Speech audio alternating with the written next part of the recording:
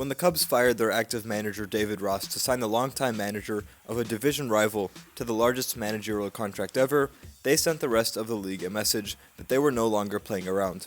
Ross was a fine manager, the Cubs almost made the playoffs under him last year, and the players definitely liked playing under him, but when President Jed Hoyer saw an upgrade become available in Craig Counsell, he spared no expense to get him. We can only assume the same energy will be kept with the Cubs chasing of free agent players, as this winter, they have all the resources necessary to improve their team, and there's a star-studded crop of players to choose from, lots of which have already been connected with the Cubs in the rumor mill. Starting with the resources, I'll keep this part brief because I did explain it in my previous video, but the Cubs have a projected 2024 payroll of $182 million before any signings, give or take a few million because we don't know the exact amounts players are going to get from avoiding or going through arbitration with the team. MLB's luxury tax threshold for 2024 is $237 million, meaning any team whose payroll exceeds that amount will have to pay an extra fee to the league proportionate to the amount they exceed the threshold by. It's probably safe to assume the Cubs will want to stay below that threshold, though that's not a guarantee as they did exceed it in 2016 and 2017 when they were all in for a World Series. Staying below the threshold would allow them around $54 million of 2024 contracts. This will be tight if they want to add multiple stars. However, after next season, a few contracts come off the books and there will be more breathing room, so if the Cubs want to, they could really let it fly this winter. The top priority, of course, must be Shohei Ohtani. I made a whole video about this, but Ohtani, despite a second elbow surgery, is still the most enticing option on the market. He won't pitch in 2024, but if he hits like he did last year, he'll be an MVP candidate from playing DH alone. Shohei's projected contract from MLB trade rumors is 12 years worth $528 million. That is $44 million a year, which is a very large amount, but not as daunting as the $60 million people were talking about pre-injury. Say Ohtani never pitches again, but is able to hit like he did last year, you're getting a player who put up over 6 WAR, led the AL with 44 home runs in just 135 games, and led the MLB in slugging and OPS, while also hitting .304 with a .412 on base and 20 stolen bases. For $44 million, that is not horrible. And while there isn't a long track record of guys coming back strong from 2 Tommy John surgeries, it's not impossible. Nathan Eovaldi, Jameson Taillon, and Chris Capuano all got the surgery twice, and found success starting games afterwards. Even if Shohei comes back and isn't the ace he was before the injury, and is instead, say, a middle-of-the-rotation number 3 starter, then paying him between $40 and $50 million a year does still make sense to me. You're paying about $15 million for the pitcher, and $30 million for the hitter. If he does come back an elite starter, then until he declines, Ohtani might actually be somewhat of a bargain. Slotting Shohei into this Cubs lineup at DH not only adds one of the best hitters in MLB to the lineup, but it also lets you put Christopher Morel at first and leaves third base open for Matt Shaw at some point mid-season. Of course, his name alone will also bring in tons of revenue and make the Cubs at least one of the most popular teams in the world's second best baseball country, so that is another massive win. In terms of the length of the deal, yeah, the Cubs would probably get burnt in the last few years of the contract, but they'd be very far from the only team to be doing so at this point, and by the end of this contract, who knows, it might not even rank that highly in terms of the highest paid deals per year. The Cubs' number 2 priority should come in the form of a top-of-the-rotation starter. I think this is of higher need than a big hitter, and I don't like the hitting options in free agency, more on that later, so I'd love to see the Cubs sign someone like Blake Snell or Yoshinobu Yamamoto. Snell just won his second Cy Young after an incredible season in which he overcame a league-leading number of walks and put up a 2.25 ERA by simply not giving up hits. There was quite a bit of luck involved here, not to take away from Snell's accomplishments, but his FIP was 3.44 and his expected ERA was 3.77, so don't expect a replication of this season going forward, but do expect Snell to stay a top-of-the-rotation starter because he's still an elite strikeout pitcher who does a pretty good job at limiting hard contact. Snell's projection is 7 years worth $200 million, that's $28.5 million a year. Probably a bit much for the pitcher Snell's going to be unless he somehow replicates last year's luck, but he's a proven top-of-the-line starter, and I'd be very happy if the Cubs grabbed him, even if there is a much younger and more exciting option in the form of Yoshinobu Yamamoto. Now, I did make a video on him at some point during the season when his ERA was like 1.8. Well, after my video, he went on a crazy run and dropped his ERA to 1.21 by season's end. Coming into this season, Yamamoto was already one of the greatest NPB pitchers ever, and this year only solidified that. He hasn't put up an ERA above 1.7 since 2020 when he was just 21 years old, and his whip has never eclipsed 1 as a starter. Yamamoto averages about a strikeout per inning, barely walks anyone, and also gives up almost no home runs. Now, the hitting environment in Japan does prioritize plate discipline and contact over power, so it's a certainty that the home runs against him will take a big jump coming to America, and that may be a large struggle for him early on, but he should also get more strikeouts. Yamamoto's pitch mix is great. He throws a mid-90s fastball that can reach 99 and has arm side movement. His splitter is high 80s, low 90s, and is very nasty. It's a good strikeout pitch that will also generate soft contact. And then he also throws a hard slider with around the same velocity as the splitter. And then what's kind of his signature pitch is his curveball. Is it his most effective? I really don't know, but it's a slow rainbow curveball, and it's just fun to watch him throw it. With his elite command, Yamamoto should be a top of the rotation starter in MLB, and he's just 25, so he'll improve even if he struggles early on because he's not a strikeout pitcher and has to deal with a bunch of guys swinging for the fences, unlike he did in Japan. His projection is 9 years worth $225 million. I think even if he doesn't turn into an ace, it would still be nice to have a starter like him locked up for as many as 9 years, so for that reason I would love to see the Cubs go for Yamamoto.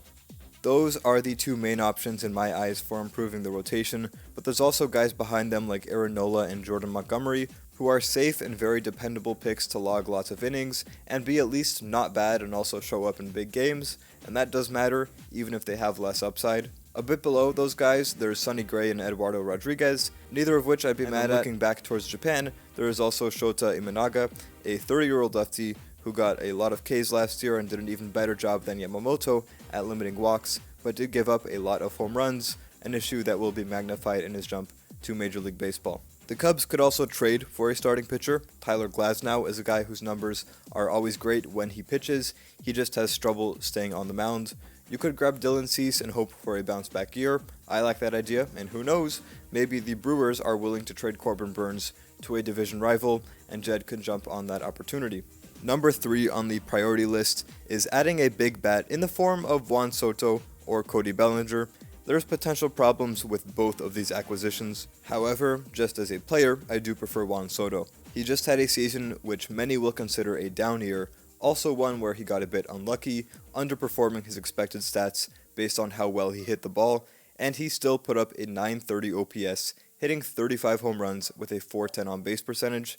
Bellinger, on the other hand, had his best year since 2019, way overperformed his expected slugging and batting average, and had an end-of-season OPS of 881, 49 points lower than Juan Soto's.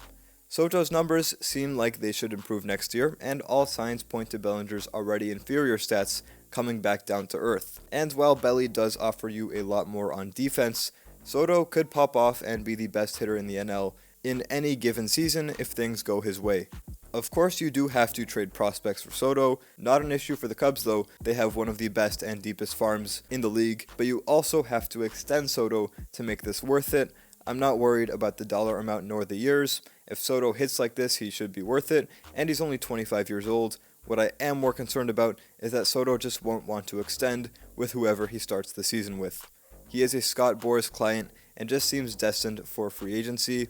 However, if I'm wrong and he is extendable, that's a word, the Cubs should pounce on that opportunity immediately. Bellinger is also scary for a different reason.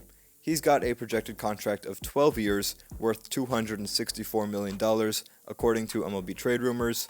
$22 million a year is not terrible, but I just don't see him as a guy who's worth that big contract. The Yankees are heavily in on him. They're going to drive the price up greatly and probably sign him, and I think the Cubs should just go ahead and let that happen.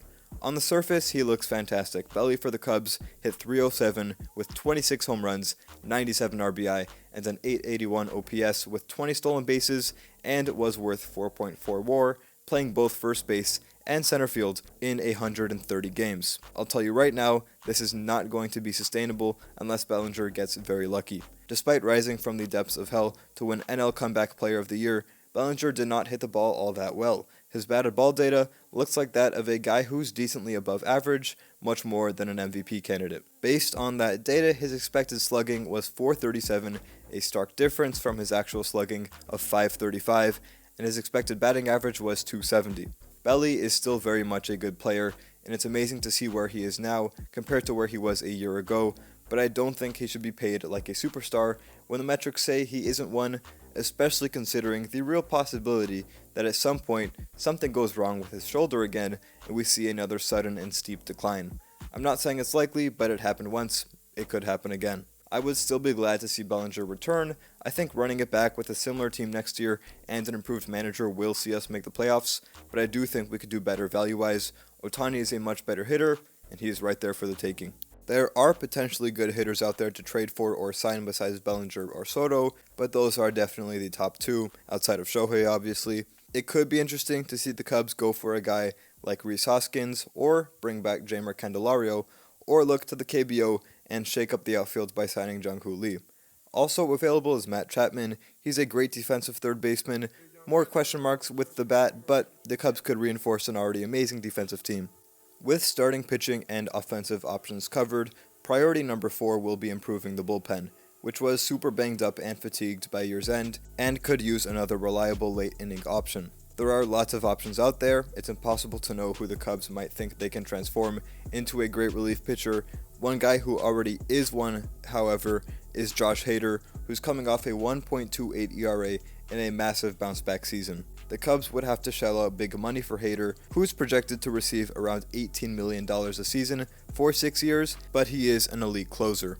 If the Cubs think Adbert Alzolay is going to be their guy, there's pitchers like Jordan Hicks and Robert Stevenson who are very promising and would not sign to the Cubs expecting to be the closer. There are a million different ways the Cubs could go with this though, so I can't really predict anything. I think that just about does it. You guys let me know what you want to see the Cubs do. Also let me know what you think the Cubs are going to end up doing. Just to recap, my number 1 priority for the Cubs is Shohei Ohtani. My number 2 priority is a high-profile pitching signing or trade if need be. My number 3 priority is a high-profile position player signing or trade, preferably Juan Soto or Cody Bellinger. And then my number 4 priority is helping the bullpen. The Cubs, with their new manager and money to spend, are in a prime position to tackle their needs this offseason with some very huge additions, and we'll just have to see what Jed Hoyer and Carter Hawkins can pull off. Please hit like on this video, subscribe if you are new to this channel, and I'll see you in the next one.